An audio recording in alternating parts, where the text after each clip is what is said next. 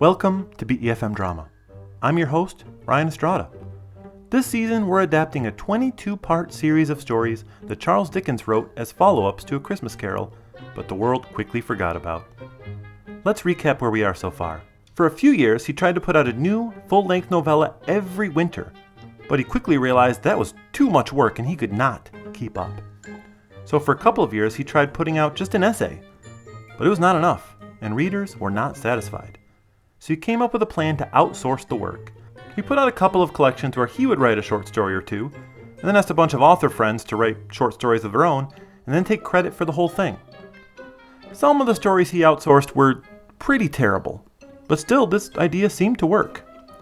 So in 1854, he decided to take it up a level. He wrote a framing story.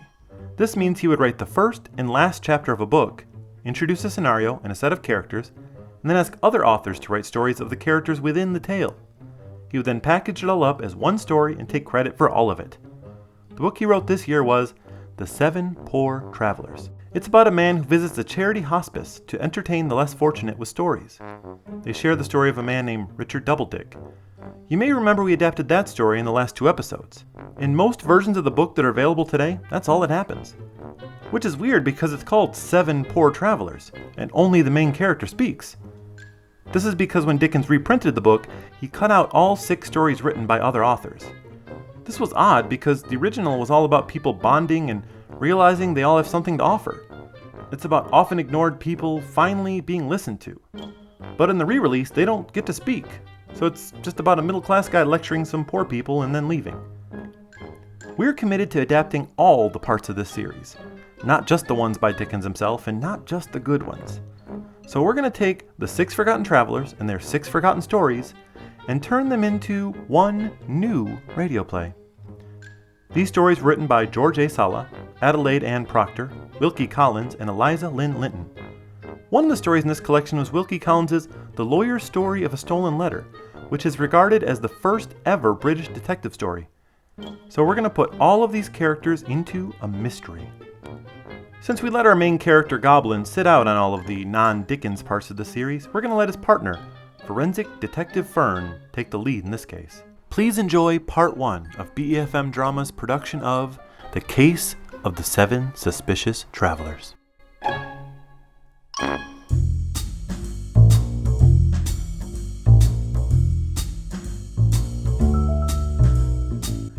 It'd been a long night, at the end of a long week and a long month, at the tail end of a few long years. Working nights as a paramedic while my wife worked days at the post office, my life had become a long sequence of one emergency after another, and I needed a vacation. And a trip to the beach wasn't gonna cut it. We needed to get away from it all. And I really mean it all. We chose the smallest inn in the smallest village in the most remote place we could. We arranged our schedules in one mumbled, half-asleep conversation after another, since I was always going to sleep while she was waking up. But we got it booked. And then, once we got everything booked, of course, I couldn't get the days off that we'd planned. So Louise decided to take the original flight without me while I followed a couple days later. I didn't realize how hard it was going to be to get there. The place was so in the middle of nowhere that I soon realized I'd have to switch into one of those little puddle jumper airplanes that only fit 6 to 7 people.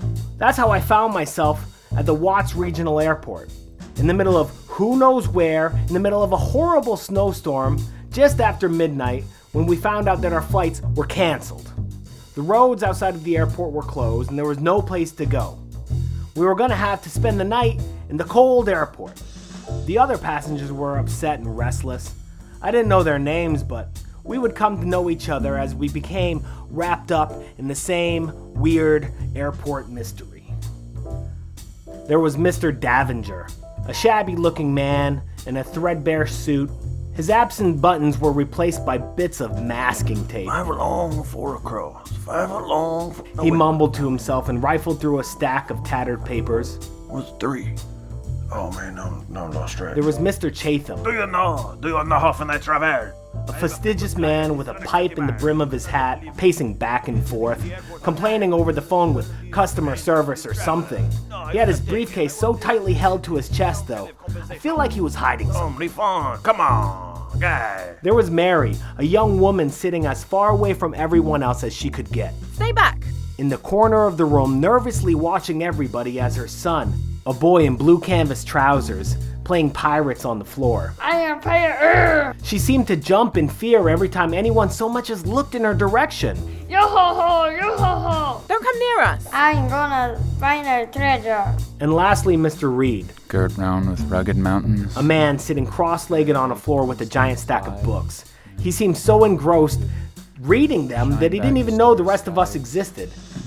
Watch each white cloudlet. He didn't even realize that he was reading out loud. Think a piece of heaven lies on our earth below. People were tired, they were grumpy, hungry. All the shops had already been shuttered up, and there was no food to be found except for like a half box of cookies in the center of the room. I mean, for one, I was perfectly content. See, I'm used to sleeping in the driver's seat of an ambulance, so I got no problem sleeping in an airport waiting area. I mean, that's kind of like the luxury vacation I was looking for in the first place. A place where for the first time in a long, long time I could relax and have no fear of some medical emergency interrupting me. I lied back in my seat and I let myself drift to sleep. And then, the screams came. It burns. We need a doctor. I'm here. What happened? It burns. It burns. He just started screaming and clutching his throat. Sir, are you having trouble breathing? His throat is swelling up. Sir, I'm gonna need you to lie down on your side. What's going on? He's convulsing. Back up. Back up. Give him some room. Call an ambulance. I'm on the line now, but they say the roads are closed. It will take over an hour. I don't have my kit. Is there a drugstore here? The staff left just before we got snowed in. Everything is locked up. Can you save him? Okay, first I need to find out what he's been poisoned with. Poison? How do you know he's been poisoned? I noticed a chemical odor when I walked over, and a pattern of red blotches on his skin implying he'd ingested something. He has half a cookie in his hand. Sir, did you get this cookie from that box? Yes. It's poisoned. And it's gingerbread. That can't be. I just had one a few minutes ago and I'm fine. So did I. Then they've been poisoned just recently. Sometime after the airport closed. That means whoever did this is still in this room. It can't be. And that means this is a case for Forensic Investigator Fern. Who's that? That's me. Oh, okay.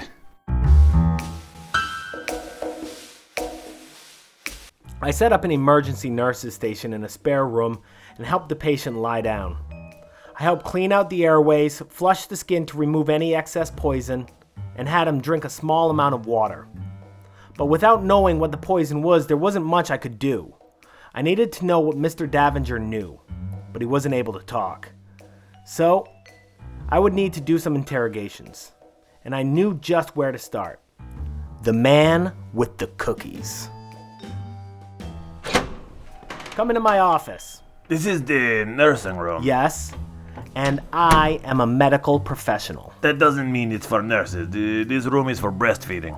Yeah, I know what it is, but it's the only private room in the airport open 24 hours. Listen, let's focus on the interrogation here. Am I being interrogated? I'll ask the questions here. So take that as a yes. What is your name? Mr. Chetan. Can you tell me what this man was poisoned with? How would I know? Earlier tonight, you offered me one of those cookies. Did you not? I did. So? Well, where did the cookies come from? I bought them right over there at the Gingerbread King before they closed. I was just trying to be nice to my fellow travelers. I find it suspicious that you were offering them to everyone just before the man was poisoned with one of them. If that's true, I find it suspicious that you did not take one. What did you know about those cookies that I did not? First, I know how many carbs are in them. My toothbrush is packed in my bag. If I show up tomorrow and my wife smells gingerbread on my breath, it's all I'm going to hear about for the rest of the week. But I certainly didn't know anything about any poison. Well, neither did I. We'll see. This is a lie detector. That's a stethoscope. Okay, I'm the lie detector. A human lie detector. And with this stethoscope, I can hear the tiniest variations in your heartbeat that will tell me when you are withholding the truth. I don't think that's how it works, but I'll tell you what I know. Please do. I was getting really upset about the flight being cancelled, and then the kid was sitting behind me, running around, screaming, yo ho ho, and a bottle of rum, and digging for buried treasure and playing pirates or whatever. I was in the middle of a phone call, so I snapped at the kid. Told him to be quiet. He ran over to his mom. I felt bad. So I wanted to do something for it. I could tell the kid was hungry. He kept crying for his sippy cup, but his mom, I don't know, she didn't want to give it to him. So I walked over to the gingerbread king and bought him a box of cookies. I walked over to give them to him, and his mom screamed at me to get away from our son. So I offered them to everyone else instead. That guy over there with the books, he was the only one to take a couple. You and I were both fine. You're holding that briefcase pretty tightly. What have you got in there? My business, and none of yours. It's my business if it's poison. Is not. That guy with the books is the last person to take a cookie before the man screams, so why don't you go talk to him? I didn't have any authority to check his briefcase against his will, so it was time to call in the next suspicious traveler. This time, it was the man who touched the cookies. No one seemed to want to tell me anything, so I was prepared for a hostile interrogation. Oh man, what's going on? Did you crack the case yet? Can I help? Well, I'll tell you anything. I'm an open book. Okay. I can see that you love books. You've got a whole stack of them. What do we got here? A is for arsenic? Sparkling cyanide? Odd that you're reading so many books about poison. Oh, it's not odd at all. I love mysteries. I read them all the time. I know how mysteries work. I always guess who the killer is before the end. I know all the structures and clues, which ones to trust and which ones not to. Okay, Mr. Reed. Tell me what you know about the poisoning that happened tonight. It was a dark and stormy night. This very night. I had just heard the flight attendant announce that our flight was delayed, and the 7 poor travelers booked in it would have to wait. We didn't know then that we would be trapped in the terminal, but we knew it would be a long night. While Mr. Chatham rushed over to the Gingerbread King for food before they closed, I rushed over to the book peddler to stock up on reading material while I still could. If I was going to be stuck here all night, I was going to have something to read. I walked back over with my stack of books, and Mr. Chatham offered me a cookie. What did you notice about Mr. Chatham? Oh, clearly suspicious right off the bat. He bought the cookies. He's screaming at someone over the phone, bragging about status, which makes him unlikable. Hiding what's in that briefcase. Immediate suspect. So you think it was him? Oh, no. No way. The guy you suspect right away is never the one who did it. That's just to add tension. But if that tension had to carry through the whole book with no further twists, that's a pretty unsatisfying mystery. Okay, but this is not a book. Well, fiction, reality, same difference. No good writer or good assassin will be that obvious right after a poisoning. It's bad for both professions. And that only leaves Mom. Again, yelling is not a good sign. The attempted killer would not want to be noticed, but they'd be subtle about it. It's not the outright dangerous-seeming ones you've got to worry about. In any good mystery, it's usually the one who's on your side. The one who far too willingly offers their help to solve the mystery, even though you're not quite sure why. So that would mean that it was... You! Wait, me? Me? You're the one being surprisingly helpful. And you're not being helpful?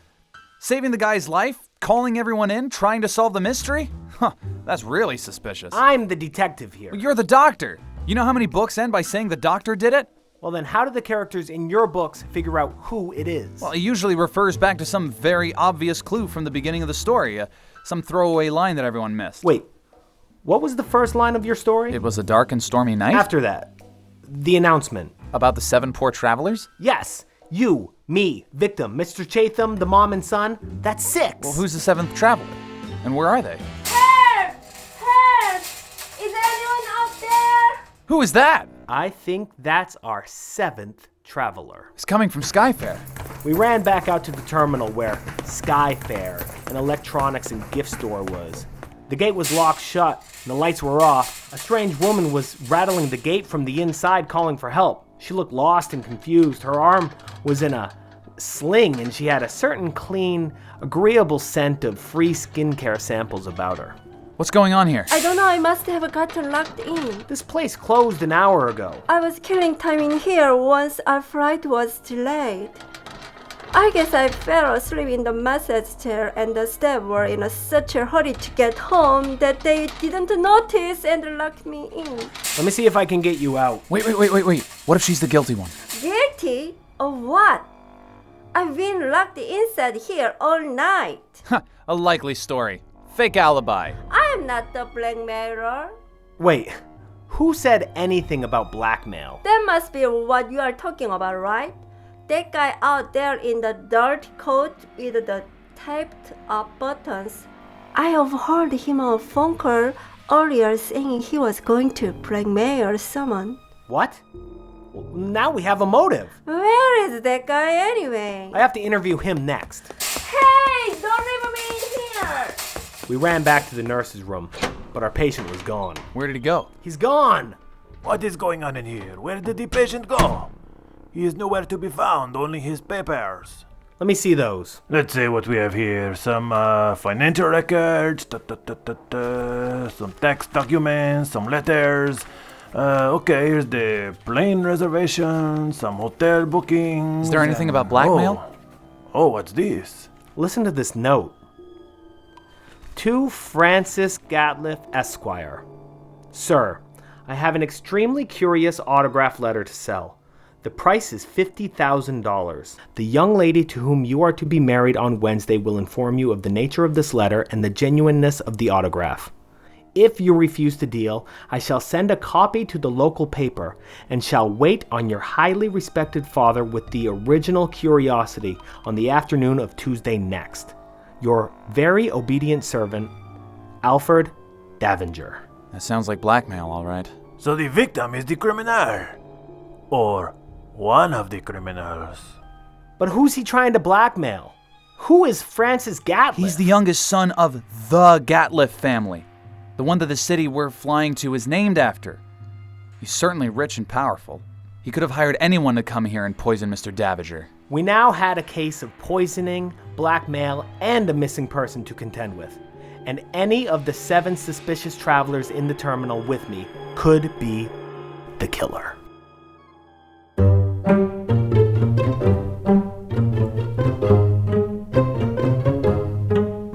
Wow, what a cliffhanger, huh? Don't worry, we'll find out what happens on the next episode. Can you guess who did it? This was The Case of the 7 Suspicious Travelers, based on The 7 Poor Travelers by George A. Sala, Adelaide Ann Procter, Wilkie Collins, and Eliza Lynn Linton. This radio play was written by me, Ryan Estrada. It starred Kelly Brassbridge as Fern, Michael Payne Wheeler as Mr. Reed, Jenny Payne Wheeler as Mary, Kim Hyun-suk as Acott, and me as Mr. Chatham and Mr. Davinger. Hidden Agenda, Hardboiled, Spyglass, Sneaky Snitch, Fast Talkin', and Gagool are by Kevin MacLeod of Incompetech and released under Creative Commons Attribution License. Thank you for listening to BEFM Drama.